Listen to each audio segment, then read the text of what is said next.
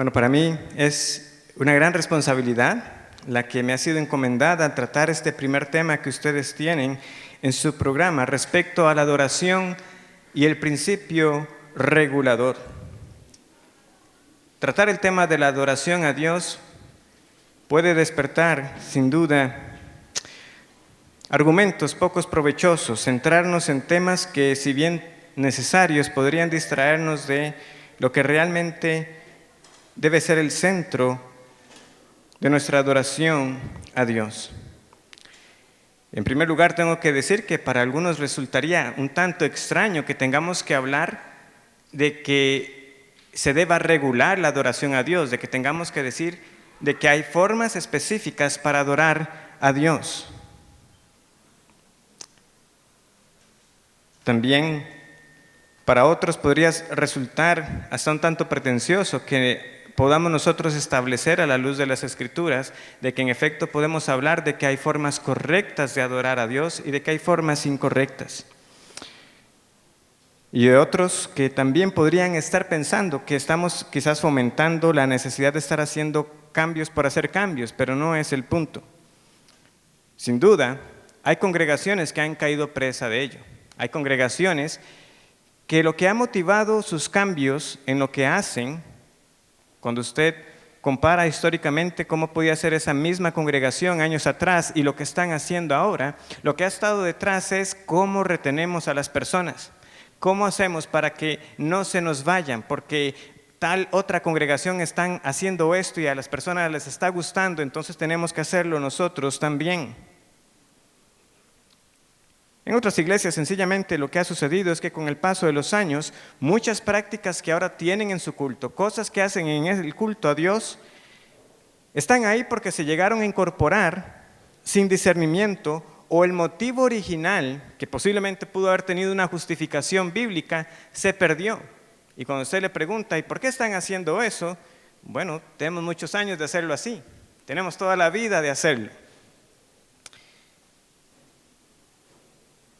Es un tema amplio, sin duda, por lo cual tengo que centrarme en lo que quiero tratar esta mañana.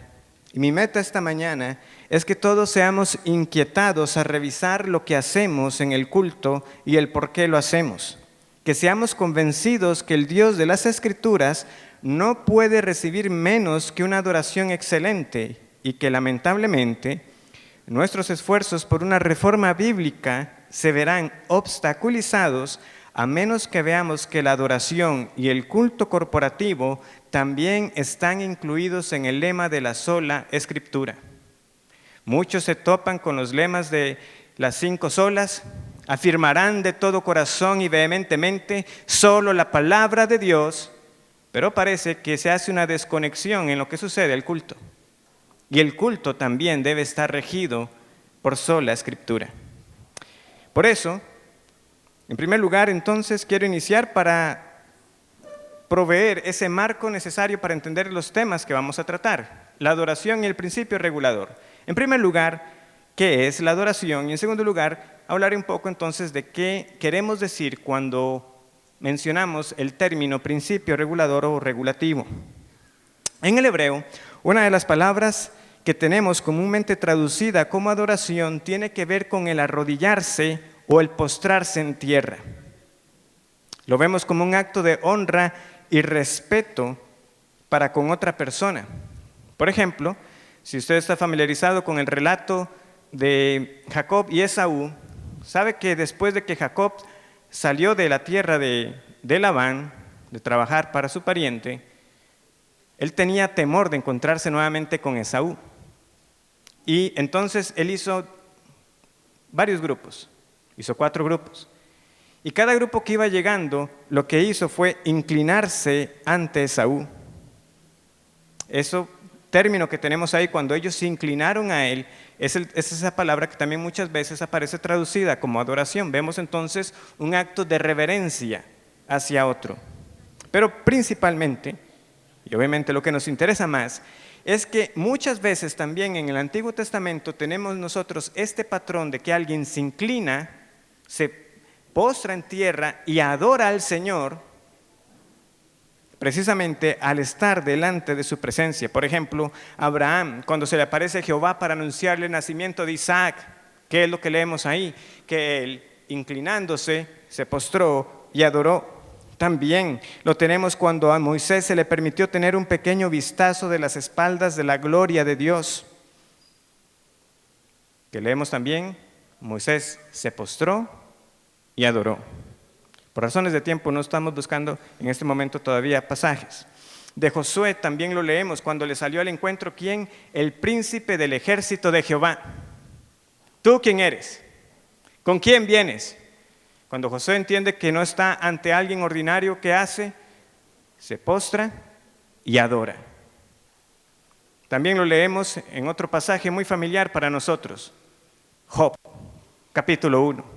Job ha perdido todas sus pertenencias, ha perdido a todos sus hijos en un mismo día, y lo que nosotros leemos es que él rasgó su manto, rasuró su cabeza, se postró en tierra y adoró a Jehová.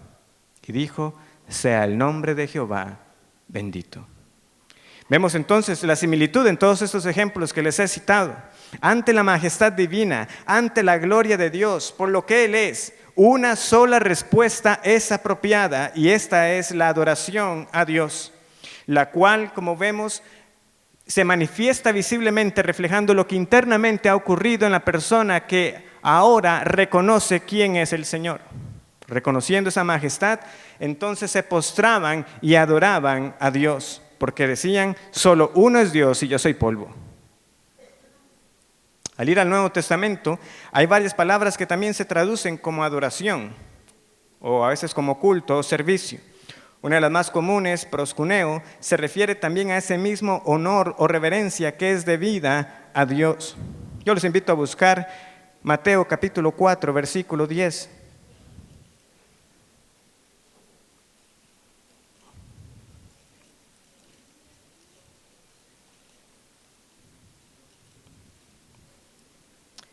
Mateo capítulo 4, versículo 10. Es el Señor respondiéndole al tentador en el desierto. Entonces Jesús le dijo, vete, Satanás, porque escrito está, al Señor tu Dios adorarás y a Él solo servirás. Otro pasaje muy conocido donde este término es empleado es en la muy relevante conversación que nuestro Señor tiene con una mujer samaritana.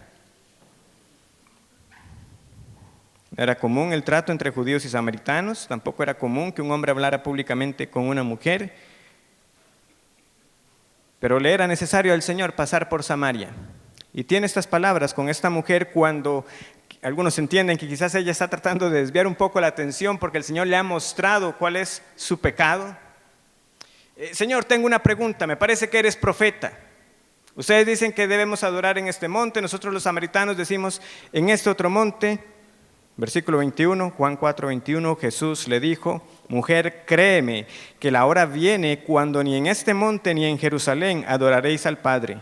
Vosotros adoráis lo que no sabéis, nosotros adoramos lo que sabemos, porque la salvación viene de los judíos. Mas la hora viene y ahora es cuando los verdaderos adoradores adorarán al Padre en espíritu y en verdad, porque también el Padre tales adoradores busca que le adoren. Dios es espíritu, y los que le adoran en espíritu y en verdad es necesario que le adoren. Dos pasajes más. Primera de Corintios 14, 25.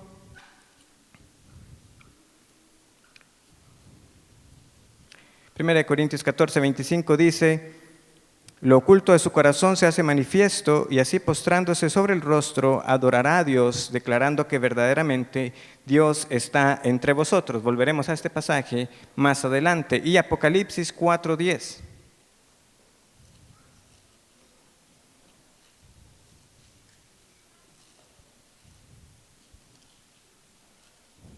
Apocalipsis 4:10 dice, y los 24 ancianos se postran delante del que está sentado en el trono y adoran al que vive por los siglos de los siglos y echan sus coronas delante del trono diciendo, Señor, digno eres de recibir la gloria y la honra y el poder, porque tú creaste todas las cosas y por tu voluntad existen y fueron creadas. Desde el Antiguo Testamento hasta el Nuevo Testamento. Solo uno es digno de ser adorado, de recibir toda reverencia, honra, honor, poder. Hay más términos que también tienen esta idea, por ejemplo, Sebomai y Eusebeo, que siguen esta misma idea de reverencia, solo que algunas a veces enfatizan más el aspecto del asombro, de quedar pasmado, de gran devoción, de rendir esa devoción que es debida a quien corresponde por razón de su posición. Pero el segundo término que quiero destacar particularmente es el término latria, la cual conocemos más por su forma negativa en una palabra que conocemos muy bien, idolatría. ¿Qué es la idolatría? Es la adoración indebida a lo que no es Dios. Pero la razón por la que quiero destacar la palabra latria es porque cuando usted consulta o revisa esta traducción al griego que se conoce como la Septuaginta, la traducción del Antiguo Testamento al griego, muchas veces se utiliza el término latria, por no decir que casi exclusivamente, se utiliza el término latria para referirse al culto que giraba en torno al tabernáculo y al templo. Dice un autor ya fallecido, R.C. Sproul. En otras palabras, la adoración en Israel fue entendida básicamente en términos de la alabanza, las oraciones y el ofrecimiento de sacrificios. Es más, dice este mismo autor, de hecho, podemos reducir la adoración del Antiguo Testamento a un foco singular y central: ir al tabernáculo y al templo a ofrecer sacrificios. Incluso las alabanzas y las oraciones fueron formas espirituales de sacrificio. ¿Por qué estoy señalando esto? Porque, hemos visto estos pasajes, o les he citado estos incidentes, donde las personas ante la majestad de Dios, ante una teofanía de Dios, adoran a Dios. Pero particularmente, porque estas apariciones de Dios no eran lo frecuente ni lo común, Dios dejó para su pueblo instrucciones muy específicas de cómo ofrecer los sacrificios a Él, de cómo acercarse a Él. Por eso digo que esta afirmación de Sproul tiene mucho peso. Y en mi apreciación, este siervo del Señor estuvo razonando de manera apropiada, porque precisamente es esta palabra latria la que aparece en otro pasaje también muy relevante del Nuevo Testamento, en Romanos 12:1. ¿Qué dice Romanos 12:1? Así que, hermanos, os ruego por las misericordias de Dios que presentéis vuestros cuerpos en sacrificio vivo, santo, agradable a Dios, que es vuestro culto. ¿Cuál es la palabra ahí? Latria. Vuestro servicio, vuestra adoración racional. La verdadera adoración, entonces, es este reconocimiento de Dios, de todo su poder y gloria en todo lo que hacemos. La forma más alta de alabanza y adoración es la obediencia a Él y a su palabra. Y para ello debemos conocer a Dios. Como dice un autor, la adoración es glorificar y exaltar a Dios para mostrar nuestra lealtad y admiración a nuestro Padre. Y otro autor dice, la esencia de la adoración siempre ha sido la respuesta del Espíritu a la verdad. La adoración sucede cuando el creyente comprende la verdad acerca de Dios y responde debidamente en su espíritu. Es claro entonces que la vida del creyente es para el Señor. No nos pertenecemos a nosotros mismos. Todo lo que hacemos debemos hacerlo para su gloria y debemos alabar al Señor por sus misericordias cada día. Pero nuestro objetivo esta mañana es centrarnos en esta adoración a Dios, en el culto a Él. Y por eso queremos asegurarnos que en nuestro culto a Dios lo adoramos como es debido. Entonces la pregunta es, si ya hemos visto en este repaso muy general de estos pasajes que debemos adorar a Dios, que particularmente Él ha establecido o estableció en el Antiguo Testamento cómo adorarle, para nosotros ahora cristianos en el Nuevo Testamento, ¿cuál debe ser nuestra guía para adorar a Dios en el culto a Dios? Y eso es lo que nos lleva entonces al segundo concepto, el principio regulador o el principio regulativo. Usualmente, para entender mejor este principio, es contrastado con otro principio, el llamado principio normativo. El principio normativo dice lo siguiente: en el culto a Dios incluimos todo aquello que Dios ha mandado y además se puede incluir lo que no se ha prohibido explícitamente, de forma que no contradiga o sea incompatible con otras enseñanzas.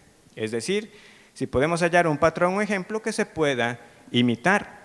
Entonces, de esta manera, la forma de razonar es, ¿qué hacemos en el culto a Dios? Bueno, todo lo que Dios nos haya dicho. Hasta ahí estamos de acuerdo. Pero, ¿y esto otro también lo podemos hacer? Bueno, no hay ningún pasaje que no diga que no se deba hacer.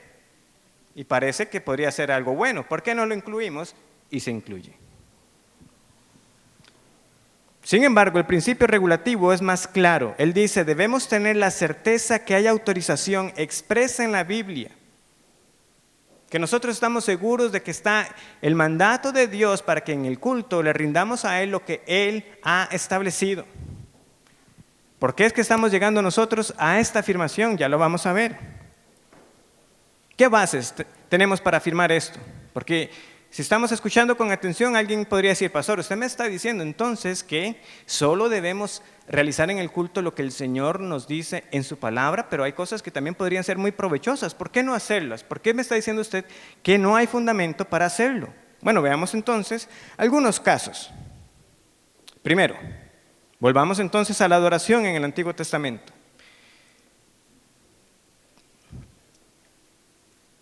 Espero que la mayoría haya leído ya el libro de Éxodo. Cuando usted lee Éxodo, los primeros 20 capítulos se nos pueden hacer bastante familiares. Faraón, las plagas, la muerte de los primogénitos, la Pascua, las aguas del mar que son divididas. Y bueno, luego llegan los 10 mandamientos y luego como que además de los 10 mandamientos empiezan a haber muchas más instrucciones de parte del Señor. Le empieza a decir a Moisés cómo tiene que levantar el mobiliario del templo, o del tabernáculo, perdón. Hay medidas específicas. Hay materiales específicos. Hay sacrificios específicos.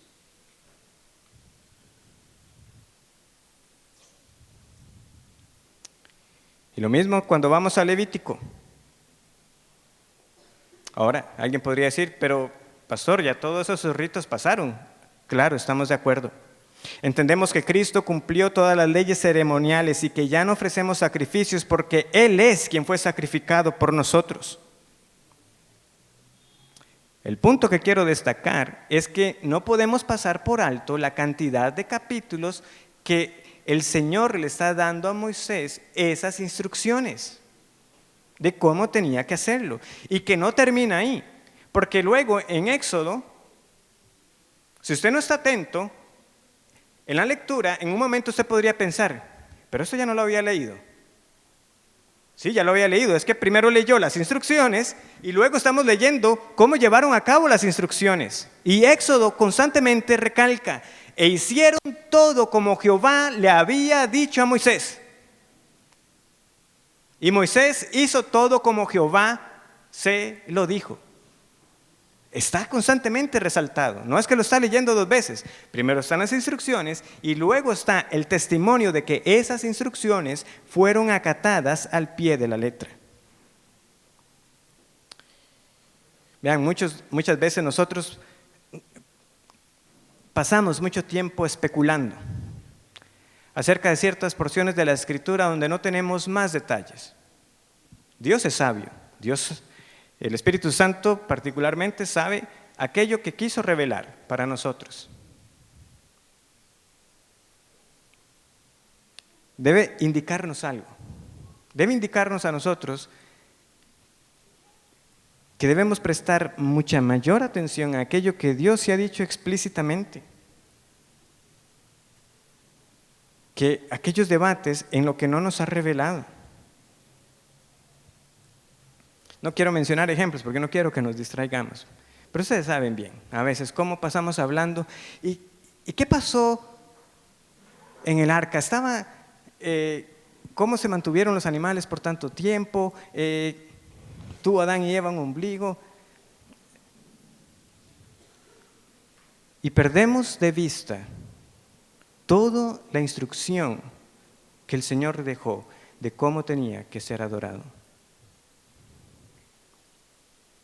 Cuando ellos finalizaron, la nube cubrió el templo, el tabernáculo, paso confundiendo los dos eventos, que también lo tenemos más adelante cuando Salomón dedica el templo. La gloria del Señor llegó. Mi punto es este. Nosotros que estamos aquí, yo sé que la gran mayoría está de acuerdo que la inspiración de las Escrituras, como nosotros las sostenemos, es lo que algunos han llamado la inspiración orgánica. Es decir, que los autores de las Escrituras no fueron meramente máquinas de escribir en manos del Señor, sino que el Espíritu Santo los utilizó como ellos eran, preservando de error y de pecado. Pero si hay una parte de las Escrituras que parece casi como si Dios hubiera dictado y donde Moisés fue prácticamente como esa máquina de escribir, fue en todas esas instrucciones. Moisés, lo harás así y escriba. Tanta medida, tanto material, distribuido de esta manera.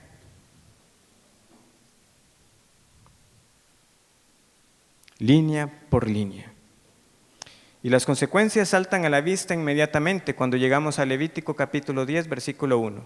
Tenemos varios capítulos en Éxodo y Levítico leyendo así lo tienen que hacer. Pero llegamos a Levítico 10:1, cuando Nadab y Abiú ofrecen un fuego extraño. ¿Y qué es lo que destaca el pasaje? Que él nunca les mandó. Nunca se los mandó. ¿Y qué pasó con ellos? Ahí mismo murieron. El resultado fue la muerte.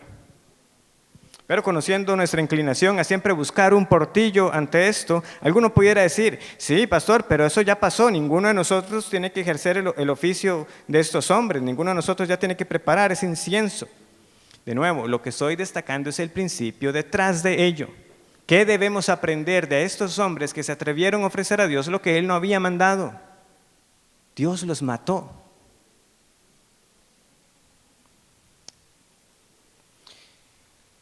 Pero no es solamente el Antiguo Testamento. Cuando vamos al Nuevo Testamento vamos a encontrar lo mismo. Hay una norma que todas las iglesias tienen que seguir. ¿Cómo lo sabemos? Bueno, por ejemplo, es muy útil notar que cuando Pablo escribe a los Corintios, él destaca esto repetidamente. Y esto ordeno no solo a ustedes, sino que lo he ordenado en todas las iglesias del Señor. Vamos a hacer un breve recorrido. Vamos a la primera carta a los Corintios.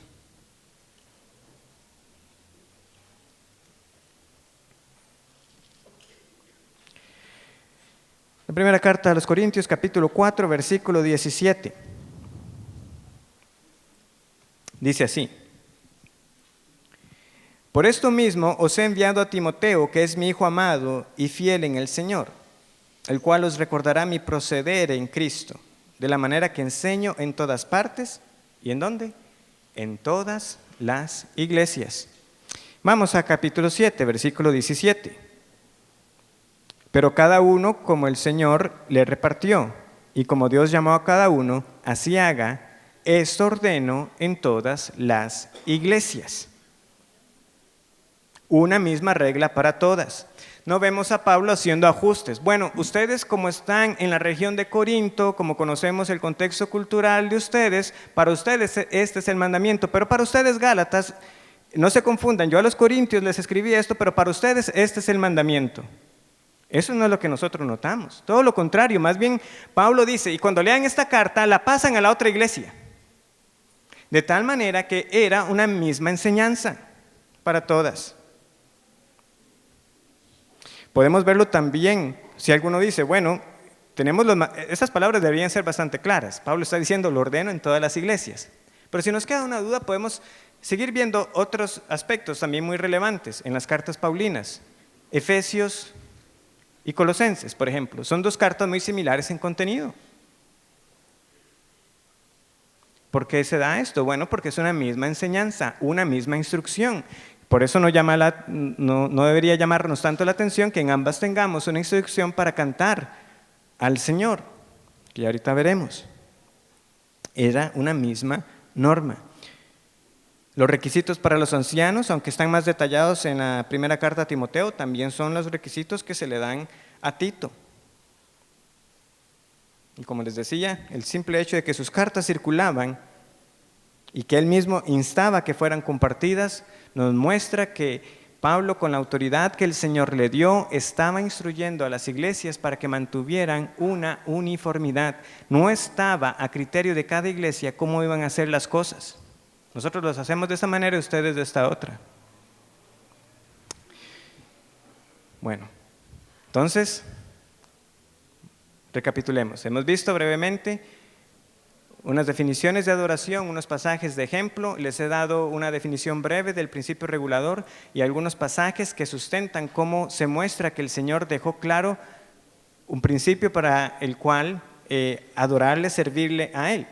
Pero vamos puntualmente a la pregunta. Entonces, si Dios regula el culto que debe ser dado a Él, ¿cuáles elementos deben estar en el culto? ¿Cuáles elementos? Bueno, ya entonces sabiendo de que tenemos esa misma norma, vamos a Hechos capítulo 2 y veamos entonces qué hacía la iglesia. Hechos capítulo 2,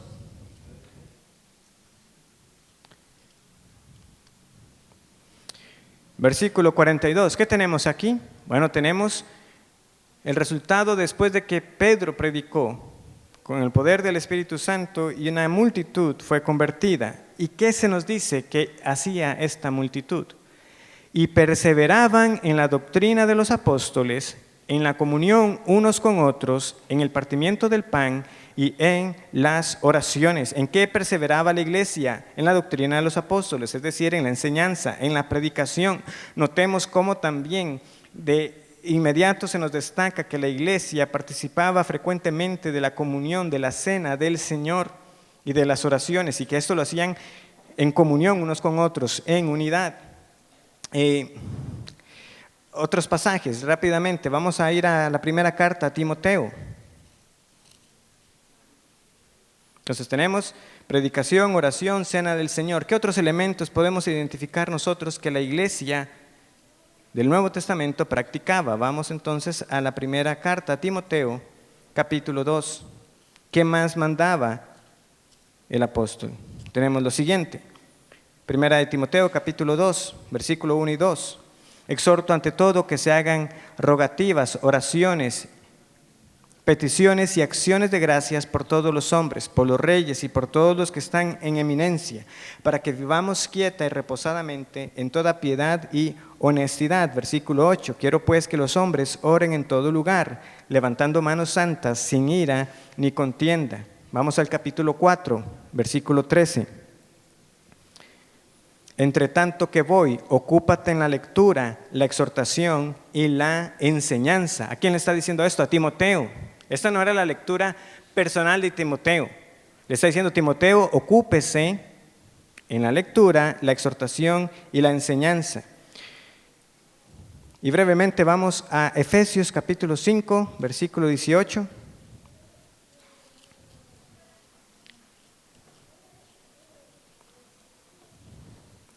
Efesios 5:18 dice: no os embriaguéis con vino, en lo cual hay disolución, antes bien sed llenos del Espíritu, hablando entre vosotros con salmos, con himnos y cánticos espirituales, cantando y alabando al Señor en vuestros corazones.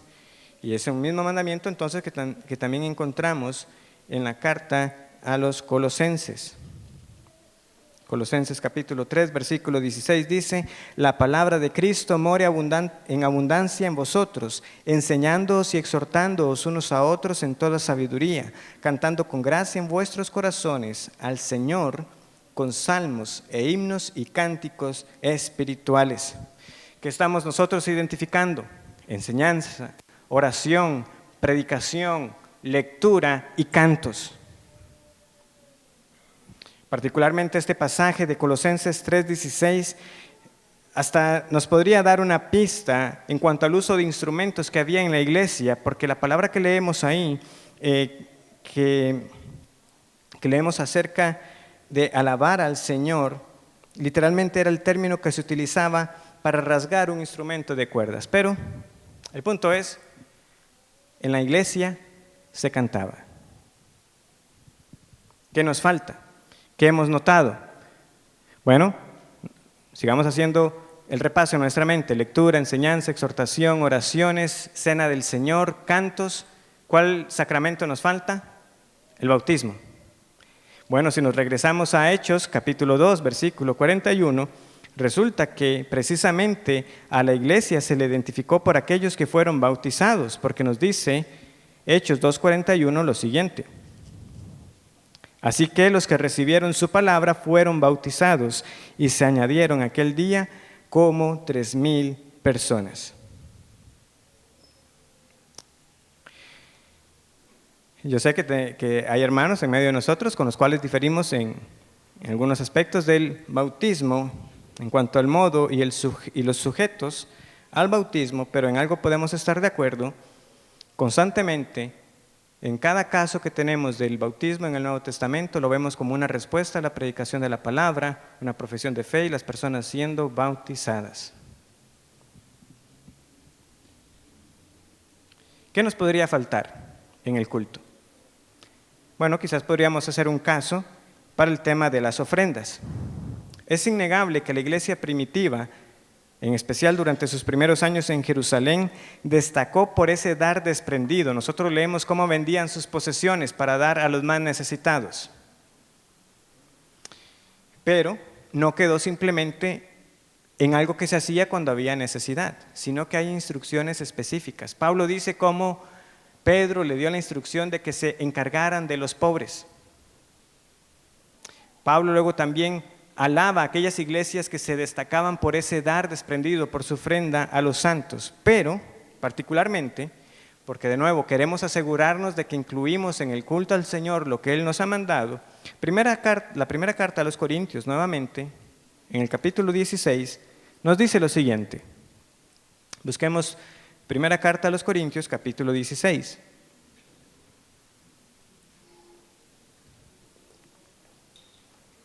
Dice: en cuanto a la ofrenda para los santos, haced vosotros también de la manera que ordené en las iglesias de Galacia. Veamos que aquí no dice en todas las iglesias, pero es muy cercano. Es un ejemplo nuevamente de que lo que Pablo instruía era para cada iglesia. Lo que les estoy ordenando a ustedes ya lo ordené en otra iglesia. Cada primer día de la semana, cada uno de vosotros ponga aparte algo, según haya prosperado, guardándolo, para que cuando yo llegue no se recojan entonces ofrendas. Vemos que ni aun esto entonces queda opcional. No, hay un día apartado para dar las ofrendas al Señor. Si vamos a la historia, ¿qué vamos a encontrar? Vamos a encontrar esto mismo.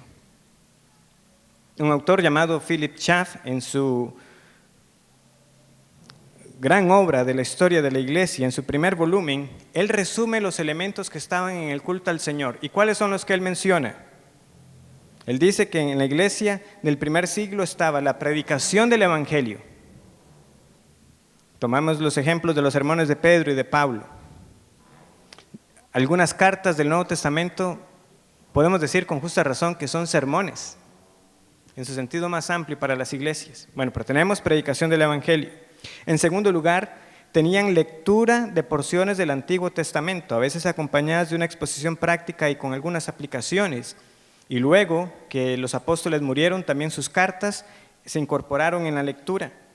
En tercer lugar, tenemos las oraciones. Hay registros de oraciones de intercesión, de peticiones y de acciones de gracias. En cuarto lugar, tenemos los cantos.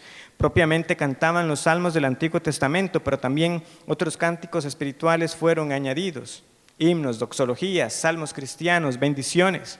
¿Qué más se hacía en el culto? Bueno, hay registro de que habían declaraciones de fe, de confesiones de fe, desde las palabras de Pedro a Jesús, Él es el Hijo del Dios viviente, la forma bautismal hasta el credo apostólico y, por supuesto, la administración de las ordenanzas o los sacramentos, la cena del Señor y el bautismo. Eso es lo que debemos tener en nuestros cultos. Por el testimonio de las Escrituras, y si nos quedaba duda, es también entonces lo que encontramos en la práctica de la iglesia en sus primeros siglos. La gran pregunta que nosotros tenemos que hacernos es, ¿por qué los cultos hoy difieren tanto de lo que la iglesia hizo originalmente? ¿Por qué? ¿Dónde nos apartamos?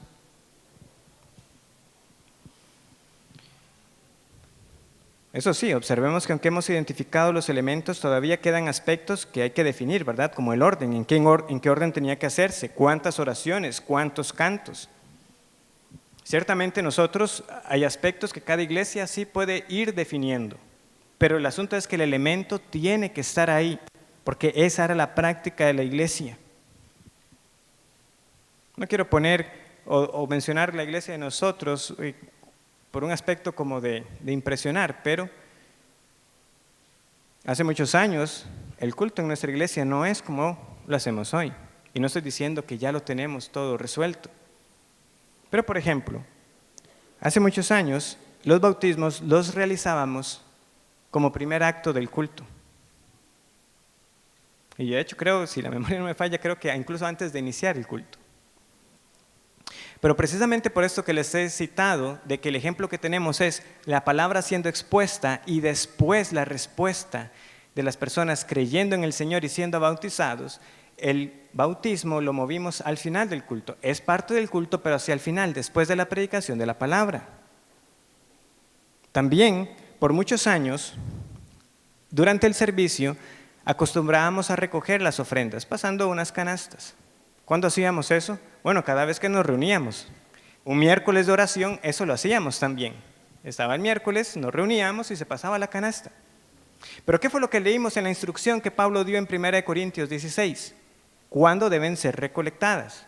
El primer día de la semana. El primer día. ¿Qué hicimos entonces hace unos años?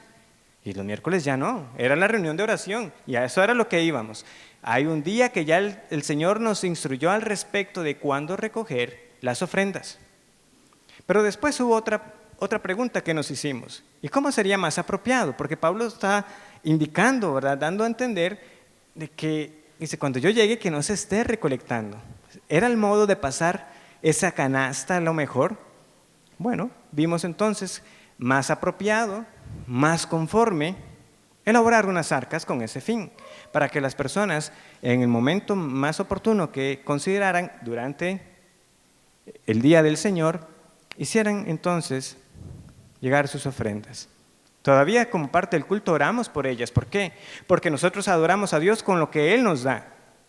Nosotros reconocemos que todo lo que tenemos lo hemos recibido del Señor.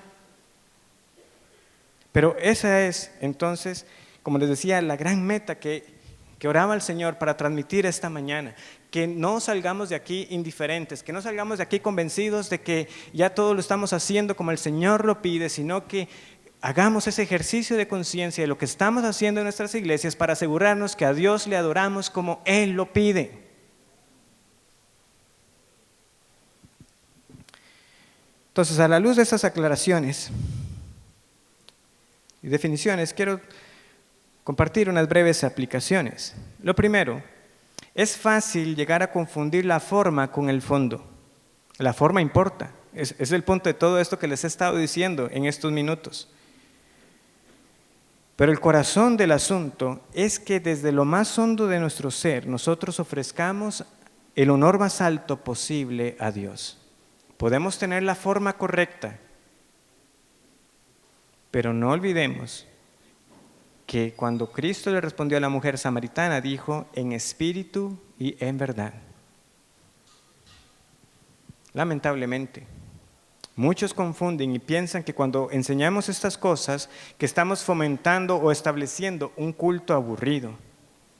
O que cuando hablamos de que es para agradar a Dios y no a la carne, que entonces que el culto es como si fuera algo ajeno a la experiencia humana, que no es algo sentido, que no es algo que nos afecta emocionalmente, lo cual no es cierto. Todo nuestro ser tiene que estar involucrado en la adoración, solo que todo lo que hacemos debe girar en torno a Dios y a su palabra. En el culto leemos la palabra, escuchamos la palabra predicada, cantamos la palabra y oramos a la luz de la palabra para que nuestras conciencias y afectos sean movidos como respuesta a la verdad y no al contrario. No tratar de estimular primero las emociones y que las personas se sientan bien para entonces que ahora sí sientan que adoraron a Dios. No, a la luz de lo que Dios nos revela en su palabra, nosotros adoramos en respuesta a ello. Y activamente en cada parte del culto. Es un error de parte de quienes entienden que esta adoración puede ser un desborde de gritos, de saltos o de otras artimañas humanas para despertar en las personas lo único que puede ser hecho por el Espíritu Santo. Por supuesto, debemos revisar si nuestro culto está dando la imagen equivocada.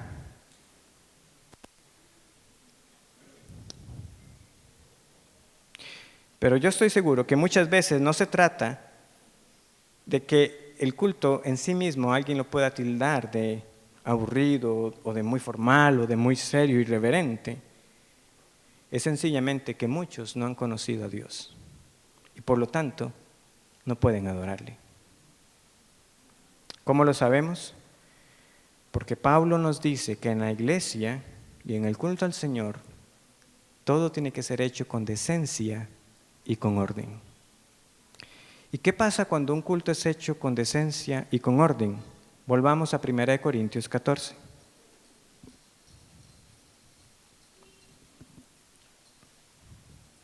Sé que muchos deben de estar familiarizados con el pasaje. Él está estableciendo cómo debe darse en el culto a aquellos que en aquel entonces tenían el don de lenguas.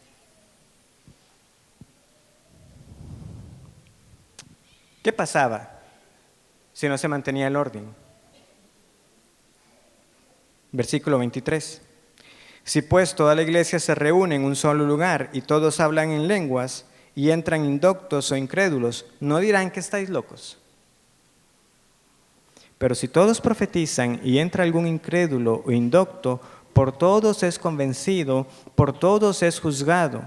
Lo oculto de su corazón se hace manifiesto y así, postrándose sobre el rostro, adorará a Dios, declarando que verdaderamente Dios está entre vosotros. ¿Se nos hacen familiares estas palabras? Fue el patrón que les dije del Antiguo Testamento. Postrándose, adora a Dios. ¿Cuándo? Cuando entra en un culto donde es manifiesto que Dios está ahí por el orden y la decencia con el que es hecho. Porque entra y lo que escucha es la palabra de Dios siendo claramente expuesta y no un montón de sonidos que no se pueden distinguir. La adoración a Dios no es aburrida, indiferente, somnolienta. Nunca veremos un caso de alguien que ante la presencia de Dios hubiera quedado como si nada hubiera sucedido, sino que ante la majestad divina la única respuesta es: Él es digno, Él es santo y yo no, yo soy gusano, ay de mí si no fuera por Cristo. Esa es la respuesta. Por eso es que nosotros podemos desconfiar y desechar por completo a todas aquellas personas que vienen y dicen que el Señor se les apareció y que hablaron con Él como si estuviera usted hablando con cualquier otra persona. Porque eso no es lo que nosotros tenemos en las Escrituras. Se postraban, se humillaban y adoraban. Y porque este Dios a quien sirvo me ha hablado en las Escrituras, yo procuraré entonces la belleza y la excelencia en el culto a Él. Esto es lo que nos servirá de guía, su palabra. ¿Y qué va a suceder? El culto será agradable. No porque mi meta sea complacerme, sino que al adorar a Dios como Él lo pide, procurando la excelencia y la belleza, el creyente inevitablemente va a tener también gozo y deleite espiritual. Lo que pasa es que en nuestros días se ha perdido la noción de la belleza. Pero la belleza no es subjetiva. Debemos saberlo por el simple hecho de que la Escritura nos habla de la hermosura de la santidad de Dios. Y si la Biblia nos dice que Dios es hermoso y eso no es relativo. Hay entonces estándares de belleza y hay casos en los que uno con toda propiedad puede afirmar: eso es feo, eso suena mal, se ve horrible. Pero en estos días parece que decir eso hiere la susceptibilidad de muchos. Pero no me malentiendan. Nuestra adoración a Dios no depende de instrumentos para cantarle, ni de un edificio lujoso, suntuoso para reunirnos. Dios está en medio de su pueblo, aún así estuviéramos nosotros recluidos en una cueva. Pero, dado que el Señor nos da la oportunidad de tener lugares para reunirnos, ese lugar cuando uno entra tiene que también mostrar en cómo se disponen las cosas, en el orden, en la limpieza, en lo que se escoge para decorar, de que se entiende a quién se está sirviendo, de que la música, cómo se compone, cómo se ejecuta y cómo se canta, también entiende a quién se está adorando.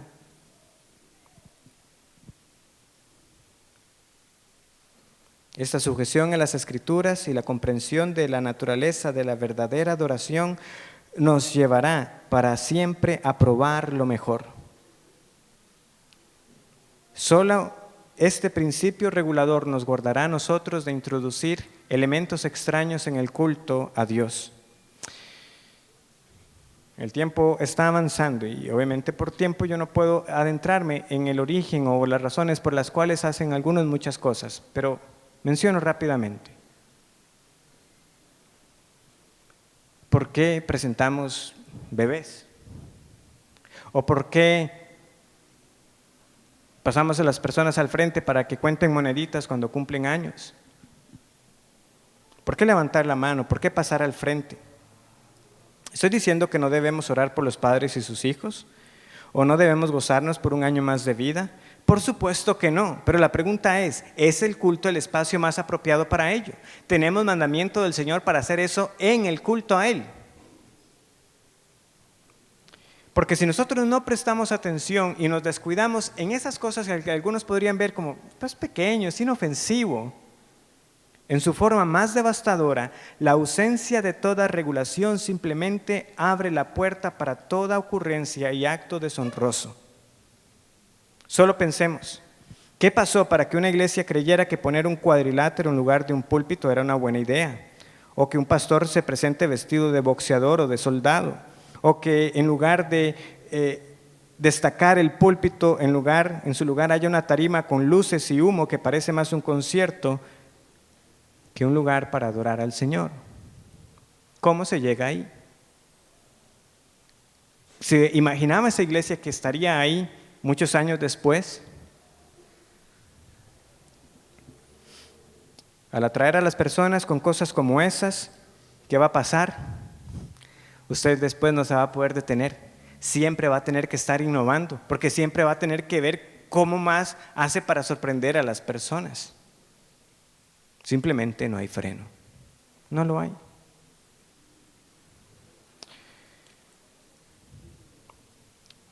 Para ir concluyendo. Con toda honestidad, el principio regulador por sí solo no resuelve todo. ¿A qué me refiero? Me refiero que a su aplicación podrá diferir entre las congregaciones. Es decir, iglesias que igualmente se adhieren al principio regulador, veremos que, aunque hay similitud, a la vez algunas cosas a la hora de aplicarlas puedan diferir. Creo que el caso de la música es el más evidente. Hay iglesias de hermanos que están convencidos que solamente deben cantar salmos, los salmos que tienen en las Escrituras. Otros dirán que no, que entendemos a la luz de los pasajes que hemos leído que hay cánticos espirituales que también podemos incluir. Otros dirán que no hay ningún mandamiento expreso en el Nuevo Testamento para incluir instrumentos.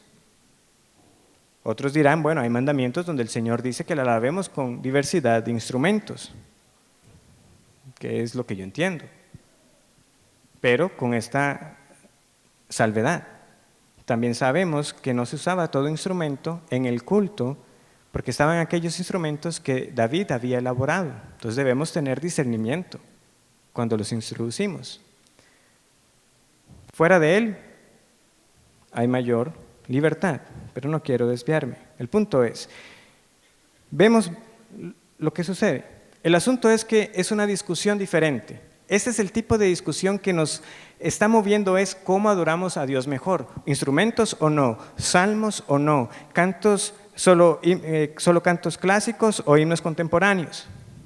Bueno, hay letras hoy que también pueden ser cantadas. No podemos nosotros decir que no puede ser el caso. ¿Por qué? Porque la mala teología no es solamente un problema de hoy. Tenemos que inspeccionar también cantos clásicos que tienen mala teología.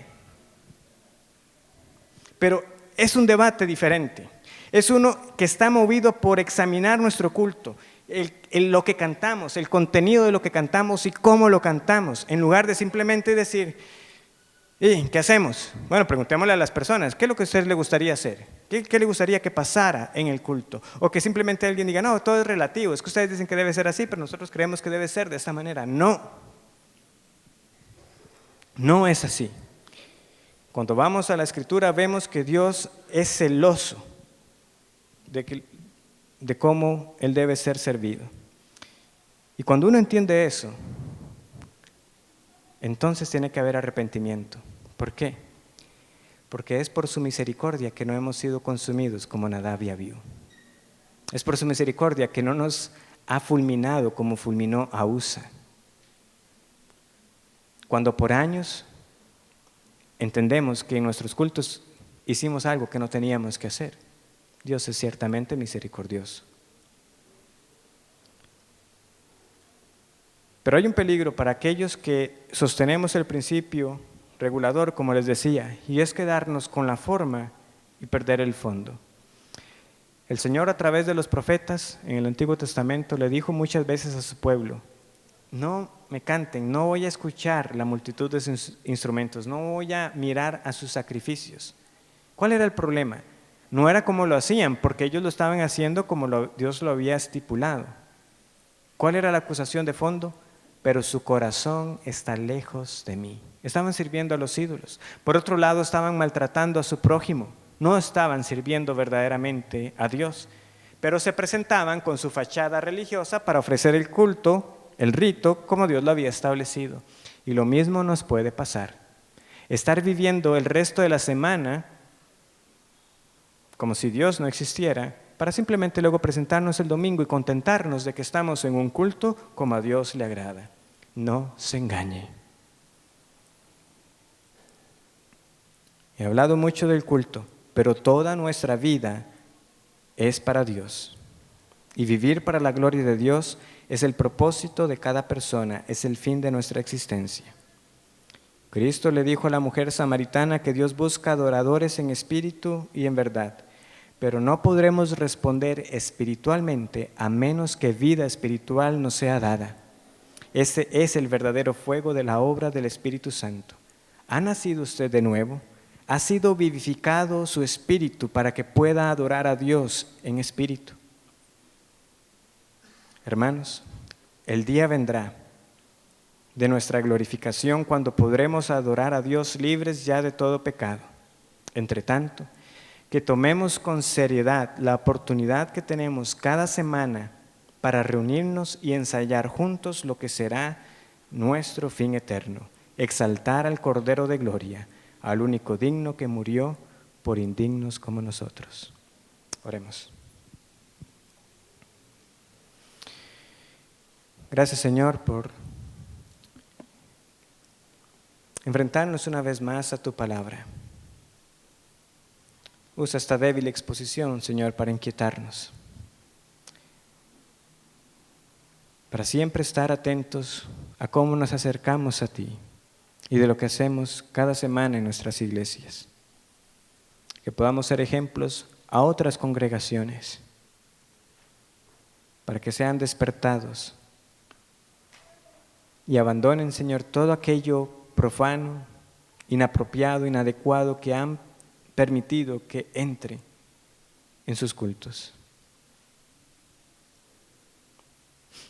Y que esto sirva, Señor, para que semana tras semana nuestra esperanza siga siendo alimentada y fortalecida, que un día ya podremos adorar sin el obstáculo de nuestra carne débil y de nuestro pecado, y ofrecer a ti ese sacrificio de adoración excelente que tú mereces. En el nombre del Señor Jesús te lo pedimos. Amén.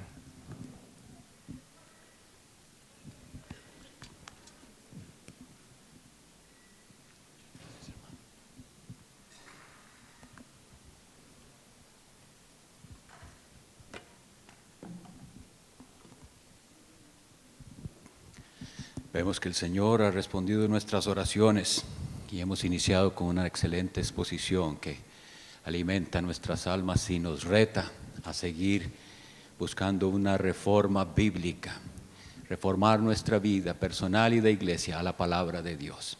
Vamos a volver a cantar el himno que estamos tratando de aprender. Pongámonos de pie y lo cantamos ahora.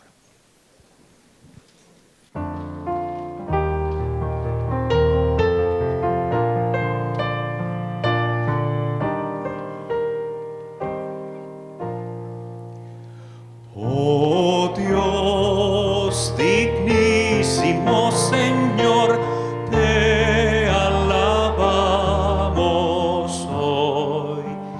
En respuesta agradecida por tu bondad y amor, con asombro admiramos tu creación al contemplar bendiciones que por gracia podemos disfrutar, pero el bien incomparable, Rey de la creación, es Jesús, don inefable, luz, vida y salvación.